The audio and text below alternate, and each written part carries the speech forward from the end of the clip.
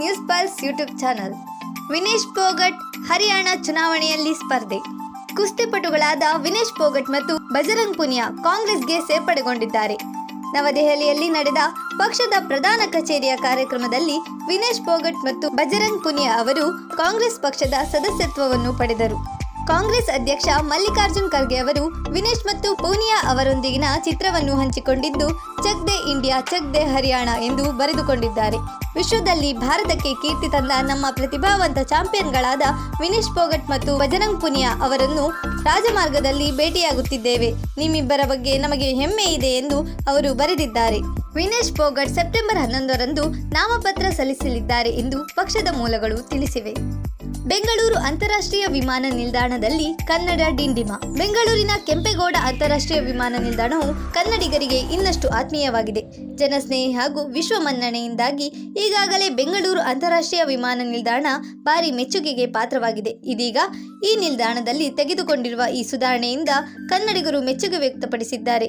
ಬೆಂಗಳೂರಿನ ದೇವನಹಳ್ಳಿಯ ವಿಮಾನ ನಿಲ್ದಾಣದಲ್ಲಿ ಕನ್ನಡ ರಾರಾಜಿಸುತ್ತಿದೆ. ವಿಮಾನ ನಿಲ್ದಾಣದ ವಿಮಾನ ಪ್ರಕಟಣೆಗಳು ಕನ್ನಡದಲ್ಲಿ ಬರೆಯಲಾಗಿದ್ದು ಕನ್ನಡಿಗರು ಈ ಪ್ರಕಟಣೆಯನ್ನು ನೋಡಿ ಫಿದಾ ಆಗಿದ್ದಾರೆ.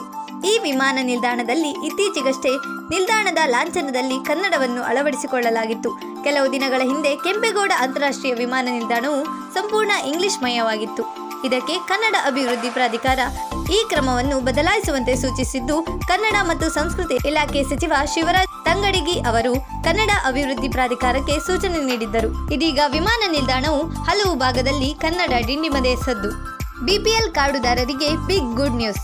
ಸಾಮಾನ್ಯವಾಗಿ ಬಿಪಿಎಲ್ ಕಾರ್ಡುದಾರರಿಗೆ ಆಗಾಗ ಸರ್ಕಾರ ಶುಭ ಸುದ್ದಿ ನೀಡುತ್ತಲೇ ಇರುತ್ತದೆ. ಇದೀಗ ಮತ್ತೆ ಗುಡ್ ನ್ಯೂಸ್ ಒಂದನ್ನು ನೀಡಿದ್ದು, ಅಕ್ಕಿ ಜೊತೆಗೆ ಇಷ್ಟೆಲ್ಲ ಮತ್ತಷ್ಟು ಆಹಾರ ಧಾನ್ಯಗಳನ್ನು ವಿತರಣೆ ಮಾಡಲು ಮುಂದಾಗಿದೆ. ಇದು ಮುಂದಿನ ತಿಂಗಳಿನಿಂದಲೇ ಜಾರಿಯಾಗಲಿದೆ ಎನ್ನುವ ಮಾಹಿತಿ ತಿಳಿದು ಬಂದಿದೆ. ಈಗಾಗಲೇ ಘೋಷಣೆ ಮಾಡಿರುವಂತೆ ಮುಂದಿನ ತಿಂಗಳಿನಿಂದ ಬಿಪಿಎಲ್ ಕಾರ್ಡುದಾರರಿಗೆ ಸರ್ಕಾರ ಅಕ್ಕಿ ಜೊತೆಗೆ ಅಡುಗೆ ಎಣ್ಣೆ, ಬೇಳೆ, ಸಕ್ಕರೆಯನ್ನು ಕೂಡ ಉಚಿತವಾಗಿ ವಿತರಣೆ ಮಾಡಲಿದೆ. ಸಿಎಂ ಸಿದ್ದರಾಮಯ್ಯ ನೇತೃತ್ವದ ಸರ್ಕಾರ ಅನ್ನಭಾಗ್ಯ ಯೋಜನೆಯಡಿ 10 ಕೆಜಿ ಅಕ್ಕಿ ನೀಡುವುದಾಗಿ ಘೋಷಣೆ ಮಾಡಿತ್ತು. ಆದರೆ 5 ಕೆಜಿ ಅಕ್ಕಿ ನೀಡುತ್ತಿದ್ದು, ಉಳಿದ 5 ಕೆಜಿ ಬದಲಾಗಿ ನೇರವಾಗಿ ಬ್ಯಾಂಕ್ ಖಾತೆಗೆ ಹಣ ವರ್ಗಾವಣೆ ಮಾಡುತ್ತಿತ್ತು. ಆದರೆ ಇದೀಗ ದುಡ್ಡಿನ ಬದಲಿಗೆ ಬೇಳೆ, ಎಣ್ಣೆ, ಸಕ್ಕರೆ ವಿತರಣೆ ಮಾಡಲು ಸರ್ಕಾರವು ಮುಂದಾಗಿದೆ. ಭಾರತಕ್ಕೆ 6ನೇ ಚಿನ್ನದ ಪದಕ. ಹೈಜಂಪ್ನಲ್ಲಿ ಬಂಗಾರ ಗೆದ್ದ ಪ್ರವೀಣ್ ಕುಮಾರ್. ಪ್ಯಾರಿಸ್ ಪ್ಯಾರಾ ಒಲಿಂಪಿಕ್ಸ್ನಲ್ಲಿ ಭಾರತ ತನ್ನ 6ನೇ ಚಿನ್ನದ ಪದಕವನ್ನು ಪಡೆದುಕೊಂಡಿದೆ. ಕ್ರೀಡಾಕೂಟದ 9ನೇ ದಿನ ಪುರುಷರ ಹೈಜಂಪ್ T64 ಸ್ಪರ್ಧೆಯಲ್ಲಿ ಭಾರತದ ಪ್ರವೀಣ್ ಕುಮಾರ್ ಚಿನ್ನದ ಪದಕವನ್ನು ಗೆಲ್ಲುವಲ್ಲಿ ಯಶಸ್ವಿಯಾಗಿದ್ದಾರೆ. ಇದು ಪ್ಯಾರಾ ಒಲಿಂಪಿಕ್ಸ್ನಲ್ಲಿ ಭಾರತಕ್ಕೆ ಸಿಕ್ಕ 26ನೇ ಪದಕ ಮತ್ತು 6ನೇ ಚಿನ್ನದ ಪದಕವಾಗಿದೆ. ಪ್ರವೀಣ್ ಕುಮಾರ್ ಅವರು 2.08 ಮೀಟರ್ ಎತ್ತರ ಜಿಗಿಯುವ ಮೂಲಕ ಚಿನ್ನದ ಪದಕವನ್ನು ತನ್ನದಾಗಿಸಿಕೊಂಡರು. ಇದು ಪ್ಯಾರಾ ಒಲಿಂಪಿಕ್ಸ್ನಲ್ಲಿ ಇತಿಹಾಸದಲ್ಲಿ ಎತ್ತರ ಜಿಗಿತ ಸ್ಪರ್ಧೆಯಲ್ಲಿ ಭಾರತಕ್ಕೆ ಇದುವರೆಗೆ ಸಿಕ್ಕಿರುವ 11ನೇ ಪದಕವಾಗಿದೆ. ಹಿರಿಯ ಮಹಿಳೆಯರಿಗೆ ವರ್ಷಕ್ಕೆ ರೂ 18,000 ಭರವಸೆ. ಬಿಜೆಪಿ ಪ್ರಣಾಳಿಕೆ ಬಿಡುಗಡೆ. ಜಮ್ಮು ಮತ್ತು ಕಾಶ್ಮೀರ ಯಾವಾಗಲೂ ಭಾರತದ ಭಾಗವಾಗಿದೆ ಮತ್ತು ಹಾಗೆಯೇ ಉಳಿಯುತ್ತದೆ ಎಂದು ನಾವು ನಂಬುತ್ತೇವೆ ಎಂದು ಪ್ರಣಾಳಿಕೆ ಬಿಡುಗಡೆ ಮಾಡಿ ಮಾತನಾಡಿದ ಅಮಿತ್ ಶಾ ಹೇಳಿದ್ದಾರೆ. ಮುಂಬರುವ ಜಮ್ಮು ಮತ್ತು ಕಾಶ್ಮೀರ ವಿಧಾನಸಭೆ ಚುನಾವಣೆಗೆ ಬಿಜೆಪಿ ಕೇಂದ್ರ ಗೃಹ ಸಚಿವ ಅಮಿತ್ ಶಾ ಅವರ ಸಮ್ಮುಖದಲ್ಲಿ ಚುನಾವಣಾ ಪ್ರಣಾಳಿಕೆಯನ್ನು ಬಿಡುಗಡೆ ಮಾಡಿದೆ.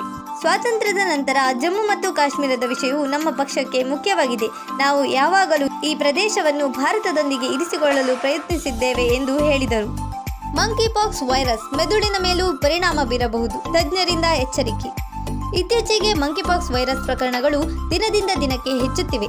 ಇದೊಂದು ವೈರಲ್ ಕಾಯಿಲೆಯಾಗಿದ್ದು ಒಬ್ಬ ವ್ಯಕ್ತಿಯಿಂದ ಇನ್ನೊಬ್ಬರಿಗೆ ಹರಡಬಹುದು. ಸಾಮಾನ್ಯವಾಗಿ ಈ ರೋಗವು ಕೆಲವೇ ದಿನಗಳಲ್ಲಿ ಗುಣವಾಗುತ್ತದೆ. ಆದರೆ ಕೆಲವು ಸಂದರ್ಭಗಳಲ್ಲಿ ಮಾತ್ರ ಈ ವೈರಸ್ ಗಂಭೀರ ಸಮಸ್ಯೆಗಳನ್ನು ಉಂಟು ಮಾಡಬಹುದು. ಈ ವೈರಸ್ನಲ್ಲಿ ಆರಂಭದ ದಿನಗಳಲ್ಲಿ ಜ್ವರ, ಕೆಲವರಲ್ಲಿ ದದ್ದುಗಳು ಕಾಣಿಸಿಕೊಳ್ಳುತ್ತವೆ. ಇದರ ನಂತರ ದದ್ದು ದೇಹದಾದ್ಯಂತ ಹರಡುತ್ತದೆ. ಕೆಲವೊಮ್ಮೆ ಇದರ ಪರಿಣಾಮ ನರಮಂಡಲ ಮೇಲೂ ಬೀರಬಹುದು ಎಂದು ತಜ್ಞರು ಹೇಳುತ್ತಾರೆ. ಹೀಗಾಗಿ ಮಂಕಿಪಾಕ್ಸ್ ನರವೈಜ್ಞಾನ ಸಮಸ್ಯೆಗಳನ್ನು ಉಂಟು ಮಾಡಬಹುದು. ಅಂದರೆ ಮೆದುಳಿಗೆ ಸಂಬಂಧಿಸಿದ ಕಾಯಿಲೆಗಳು ಕೂಡ ಕಂಡುಬರಬಹುದು ಎಂದು ತಜ್ಞರು ಎಚ್ಚರಿಕೆ ನೀಡಿದ್ದಾರೆ. 5G ಮೊಬೈಲ್ ಮಾರುಕಟ್ಟೆಯಲ್ಲಿ ಅಮೆರಿಕವನ್ನೇ ಹಿಂದಿಕ್ಕಿದ ಭಾರತ. ವಿಶ್ವದಲ್ಲೇ 2ನೇ ಸ್ಥಾನ. 130 ಕೋಟಿಗೂ ಹೆಚ್ಚು ಜನಸಂಖ್ಯೆ ಇರುವ ಭಾರತ ದೇಶದಲ್ಲಿ ಮೊಬೈಲ್ ಮಾರುಕಟ್ಟೆ ಕೂಡ ದೊಡ್ಡ ಮಟ್ಟದಲ್ಲೇ ಇದೆ. ಇದೀಗ ಭಾರತದ 5G ಮೊಬೈಲ್ ಫೋನ್ ಮಾರುಕಟ್ಟೆ ವಿಶ್ವದಲ್ಲೇ 2ನೇ ಸ್ಥಾನಕ್ಕೆ ಏರಿಕೆ ಕಂಡಿದೆ. ಮೊದಲ ಸ್ಥಾನದಲ್ಲಿ ಚೀನಾ ರಾರಾಜಿಸುತ್ತಿದೆ. ಭಾರತದ ಆರ್ಭಟದಿಂದಾಗಿ ವಿಶ್ವದ ದೊಡ್ಡಣ್ಣ ಅಮೆರಿಕ ದೇಶವೇ 3ನೇ ಸ್ಥಾನಕ್ಕೆ ಕುಸಿದಿದೆ. ಜಾಗತಿಕ ಮಟ್ಟದಲ್ಲಿ 5G ಮೊಬೈಲ್ ಹ್ಯಾಂಡ್ಸೆಟ್ಗಳ ಮಾರಾಟವು 20% ಏರಿಕೆ ಕಂಡಿದೆ. 2024ರ ಮೊದಲಾರ್ಧದಲ್ಲೇ ಈ ಏರಿಕೆ ದಾಖಲಾಗಿದೆ ಎಂದು ಕೌಂಟರ್ ಪಾಯಿಂಟ್ ಮಾರುಕಟ್ಟೆ ಸಂಶೋಧನಾ ಸಂಸ್ಥೆ ಮಾಹಿತಿ ನೀಡಿದೆ.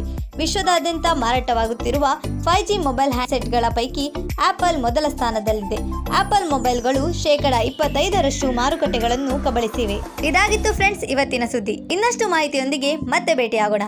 ನಾನು ನಿಮ್ಮ ಜ್ಞಾನಶ್ರೀ ಪೂಜಾರಿ. ಈ ವಿಡಿಯೋ ನಿಮಗೆ ಇಷ್ಟವಾಗಿದ್ದರೆ ಪ್ಲೀಸ್ ಲೈಕ್ ಮಾಡಿ ಹಾಗೂ ನಿಮ್ಮ ಸ್ನೇಹಿತರಿಗೆ ಶೇರ್ ಮಾಡಿ.